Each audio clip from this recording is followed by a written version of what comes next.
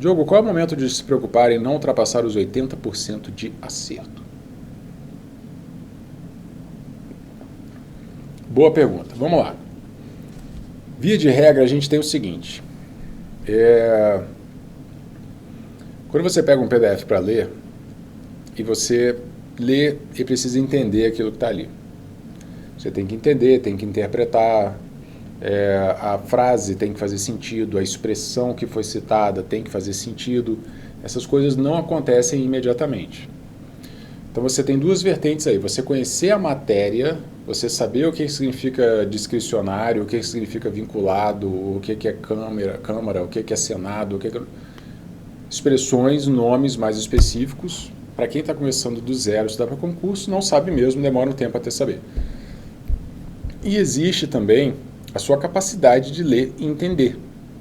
Prestar atenção no que você está fazendo, dar significação àquilo ali e entender. Essa capacidade não vem da noite para o dia. E se você nunca estudou, se você foi aquele aluno mediano que não se dedicou, ou que teve dificuldade, ou aconteceu alguma coisa, e você não conseguiu aprender muito bem durante o ensino médio, por exemplo, e você não aprendeu a estudar sozinho, nem na faculdade, você não sentava para estudar, você simplesmente passou pela vida escolar até aqui, é natural, é normal, é previsível que você não vai se sentar no primeiro dia e sair rendendo muito. Seria uma loucura se você conseguisse, né? Então imagina, quanta coisa que está envolvida em compreender um PDF, em parar para ler uma aula de direito administrativo, você que é formado em educação física.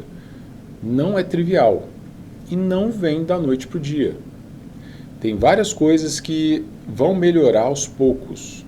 A compreensão da matéria, a sua capacidade de concentração, sua capacidade de ficar sentado estudando durante muito tempo, as associações que você vai fazer de um assunto com outro, com alguma coisa que você estudou anteriormente, o seu nível de conhecimentos gerais é importante para você fazer essas associações, fazer analogias. Ah, isso aqui então é igual não sei aonde, que funciona assim, assim, assado. Entendi, é o mesmo sistema.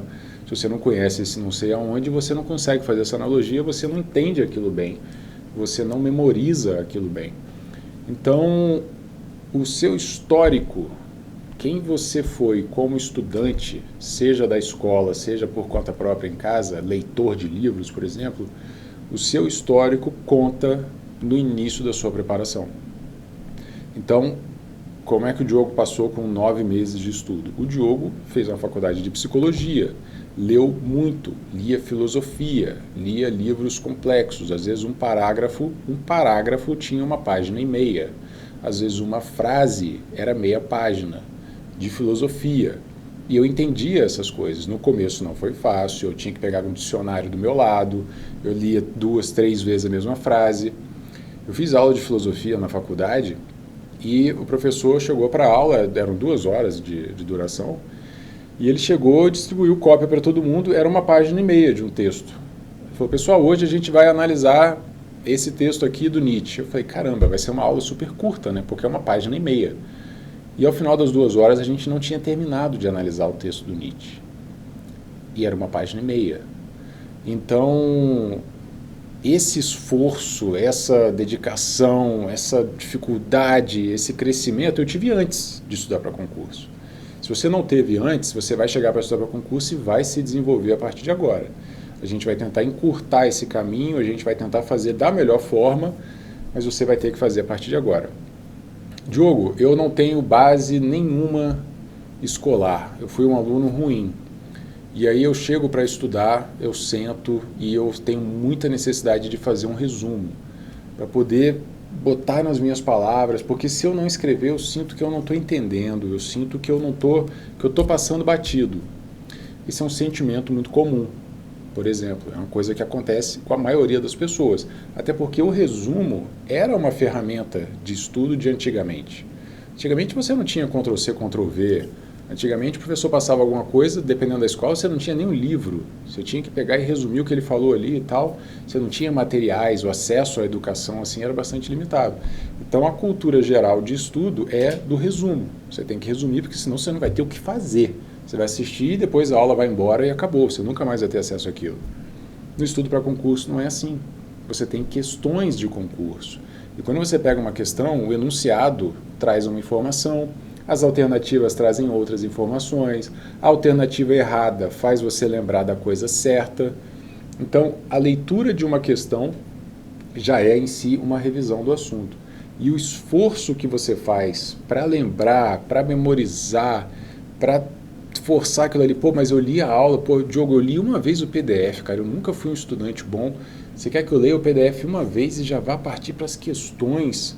Como é que eu vou fazer isso, cara? Eu não vou lembrar nada. Essa insegurança é muito comum. Só que esse esforço, esse desafio, esse medinho, eu tive lá atrás. Eu tive na faculdade. Eu tive na minha adolescência, quando eu lia livros de filosofia por conta própria. Eu tive no final da minha adolescência, quando eu gostava de informática, desmontava meu computador inteiro, quando em 1999 eu instalei Linux no meu computador. Quando eu mexia no Windows todo, ele era todo personalizado, que eu saía fuçando e aprendendo e errando e fazendo mais. Eu aprendi a bater cabeça, a pegar uma coisa que eu não entendo e insistir nela até entender lá atrás. Não foi nos 9 meses de estudo para concurso.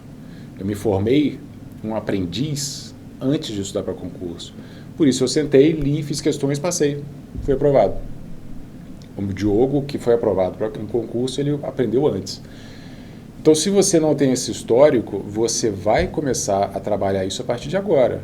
Agora, observa, quando eu instalei Linux no meu computador em 1999, não foi fácil. E não tinha material teórico. E eu estraguei o computador e depois tive que consertar e ele voltou a funcionar. E eu bati cabeça. E eu não pensava assim, nossa, eu não nasci para isso. Eu olhava assim e falava, como é que eu faço isso funcionar? Era esse mindset de crescimento que eu já tinha naquela época. Quando eu comprei meu primeiro livro do Nietzsche e li com um dicionário do lado, aquele Roais grandão, maneirão, eu não lia um parágrafo de Nietzsche e pensava, pô, impossível, impossível, só o Nietzsche mesmo para entender esse texto, eu jamais vou entender. Eu não pensava assim. Eu olhava e falava, por que é indelével? Pegava o dicionário e olhava, indelével, perene, permanente, pô, bacana. O que é díspares? Opa, diferentes. Eu não conhecia essas palavras naquela época. E eu, por ter o mindset de crescimento naturalmente, não sei por que eu tenho, mas eu tenho, eu encarava tudo aquilo como desafio. O cara que começa a estudar para concurso e desiste, é o cara do mindset fixo, é o que olha e fala, pô, fui mal nessa prova, não levo jeito. Nossa, estudei tanto e bati na trave, não é para mim. O Diogo nunca teve esse pensamento na vida dele. O Diogo batia a cabeça, aprendia, fazia e ia embora. Às vezes desistia de alguma coisa no meio do caminho, mas era sempre com o pensamento de eu sou capaz de aprender, deixa eu ver como é que eu faço isso funcionar. Quando eu estudei para concurso, eu já estava com isso tudo pronto. Se você não tem uma base boa da escola, você vai bater cabeça a partir de agora. Mas não significa que você não vai passar. E eu sei de aprovados que demoraram muitos e muitos anos até passar num grande concurso. Pergunta para esses caras se eles estão arrependidos. Eu queria muito ter aproveitado dos meus 25 aos 29 anos. Poxa, passei 4 anos estudando para concurso, hoje eu ganho 25 mil por mês, mas aqueles 4 anos fazem muita falta. Eu nunca ouvi isso. Isso não existe. O cara com 29 passa e começa a ganhar 20 mil reais por mês e tem estabilidade e a vida está tranquila e vai crescer profissionalmente, vai crescer pessoalmente, vai viajar o mundo inteiro e adeus. Aqueles 4 anos de sofrimento para passar no concurso, eles se apagam. Você tem mais 70 anos pela frente, nossa geração vai até os 100. Você tem mais 70 anos pela frente, 80 de vida para aproveitar, para colher esses frutos aí. Conheço histórias de quem parecia que nunca ia passar e passou. Por quê? Porque foi se desenvolvendo durante o estudo para concurso. Tá? Me alonguei absurdamente, divaguei completamente aqui, o cafezinho que eu tomei estava turbinado, mas chegando ao ponto da pergunta da Flaviana. Primeiro, depende do seu histórico. Eu tenho alunos que foram bons alunos do ensino médio, que foram bons alunos da faculdade, que pegam PDF, fazem as questões pares e acertam 88%.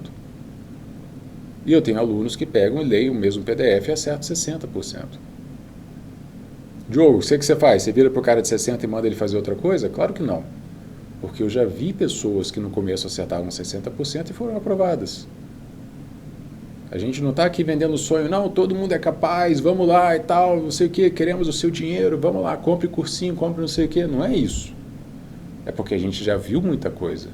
E no final das contas depende da capacidade da pessoa perseverar. Ela insistir naquele objetivo, fazendo a coisa certa, estudando da forma correta, com disciplina e tudo mais, e perseverando, insistindo, sempre com a ideia de fazer melhor amanhã. Então, Diogo, na primeira leitura tem como ver eu melhorar, porque eu quero melhorar já na primeira leitura. Quando eu faço as questões pares ali ao final da aula, eu já quero estar muito bem. Não tem fórmula para isso. Se você quiser ficar muito bem naquelas questões, eu vou botar você para fazer as questões 5 vezes. Você acaba de ler uma aula e faz 5 vezes as mesmas questões. Seu percentual vai aumentar, você vai até aprender um pouco mais. Mas você vai perder muito tempo. E você não vai chegar no final da matéria assim. E se você não chegar no final da matéria, você não passa no concurso. Então a gente faz as duas coisas caminhando ao mesmo tempo. Para quem tem uma base ruim, vai tocando barco. Não é porque a gente está deixando para trás e não importa, não sei o quê, porque você está num processo de desenvolvimento. Enquanto você se desenvolve, que tal a gente ler todas as matérias? Ter uma base em todas as matérias sobre a qual a gente consegue construir depois. E essa construção depois vem com múltiplas revisões, com caderno de erros, com flashcards. Tudo isso que vem depois de você ter uma base. Ok? Leitura da matéria toda, revisão das pares, revisões das ímpares, terminou de ler a matéria toda, revisa tudo, começa a fazer caderno de erros, né? Você está no site de questões, fazendo questões lá e tal, e anotando seus erros no caderno de erros, relendo o caderno de erros de vez em quando. A cada etapa dessa, o seu percentual de acertos vai aumentando. Diogo, meu caderno de erros está pronto, eu estou relendo ele e ainda assim eu não estou acertando mais. Flashcard dá um pouquinho mais de trabalho, mas é uma revisão ativa. Você vai estar se forçando, você vai pegar um card que vai perguntar uma coisa para você e não tem alternativa para você escolher. Ou você lembra ou você não lembra. Dói, é difícil, mas quanto mais difícil, maior o esforço, mais você memoriza, mais você aprende. Você vai ficar olhando para aquele cartão um tempão e depois você, desisto. Aí você olha e fala, fala um palavrão e você lembra. Você não vai esquecer isso mais. Você acabou de falar um palavrão com aquilo, você ficou com raiva daquilo. Essa carga emocional ajuda a memorizar. Esse é um processo, esse é o estágio mais avançado. Então, se você está lá, matéria toda lida, matéria toda revisada, caderno de erros feito, fazendo flashcards e ainda assim não está melhorando, aí você pode começar a ficar um pouquinho preocupado e buscar uma outra forma, talvez uma outra ferramenta. Aí a gente vai conversar de novo. Diogo, fiz tudo que você mandou até agora, preciso de mais alguma coisa. A gente vai atacar uma outra forma de estudar. Ok? Essa aí foi a minha pequena resposta para a sua pergunta.